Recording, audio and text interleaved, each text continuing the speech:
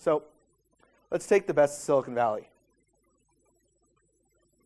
So what is the secret of Silicon Valley? One word. Who knows?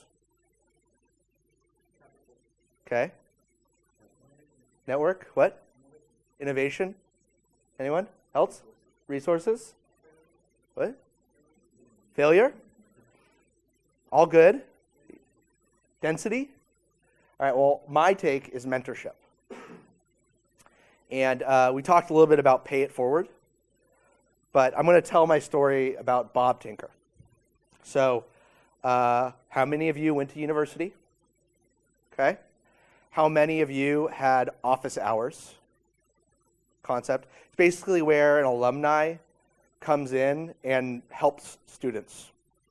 And in Silicon Valley and in a lot of colleges around the world, it's a concept.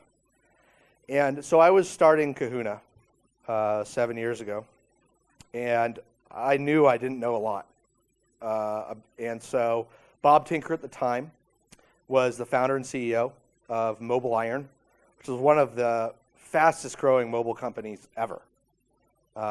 And he was doing office hours for students. Now, I was 8 years removed from being a student, but an administrator gave me a heads up that Bob was doing office hours. So imagine if you're Bob Tinker and you hear students walking in and saying, hey, what do I want to do with my career? Hey, I'm thinking about mobile. What's your advice? And I come in, and I'm like, whoa, this one looks a little old. What's going on here? I sit down, say, hey, Bob, my name's Adam Marchik. I started a company called Kahuna, and I'd like for you to invest. Bob goes, he pauses for a second. He goes, Adam, you're a little crazy, and I like it. So you freeze frame a month later. He invests in Kahuna, and he really just becomes an amazing mentor, where I put this picture up of him taking Mobile Iron public. He was a month from going public, and when you're about to go public, you go on this thing called the road show. It's one of the most arduous things a CEO does. I mean, it is 18-hour days structured. So if it's an 18-hour day structured, you can only imagine how many hours per day the CEO is spending. He met with me 7 a.m. for breakfast in the middle of his road show because I needed help. I mean, I can talk about commitment. And it's that mentorship in Silicon Valley that is just so amazing, because as a founder, you're supposed to do things you've never done before extremely well. And the only way to do it is to learn from others. I'll tell you another story.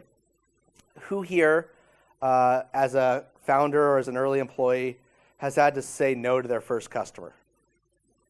Anyone? So it's hard. It's really hard, because you work so hard to get that initial person to say yes. And then when you have to say no, it's painful. So at Kahuna, I'll never forget, I worked and sold into this gaming company. We sold personalized push notifications and email for mobile applications, and we got into this gaming company. Really good one. And they said, all right, we're going with Kahuna. And then who here knows what procurement is? So procurement is a function in a company whose sole goal is to negotiate with vendors. And so I got introduced to the procurement person. And, I know how to build products and hopefully create companies. I don't know anything about procurement. And I was supposed to negotiate the contract. And who do you think won?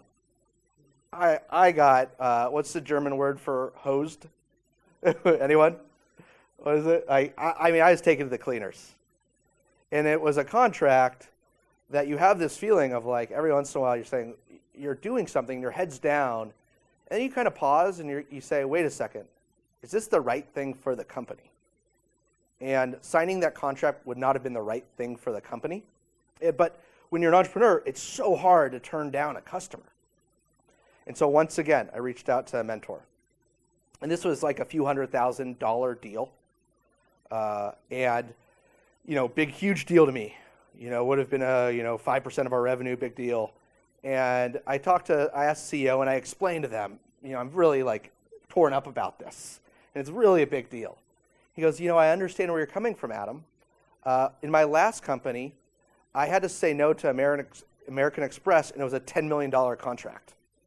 So first off, I'm like, oh, I guess it's all perspective. And secondly, he empathized, but then also helped me recognize it's okay. So that mentorship is critical. And that's what's so great about the family and getting a network of people and figuring out what is the network of mentors in Europe, and how do we recreate that Silicon Valley magic here.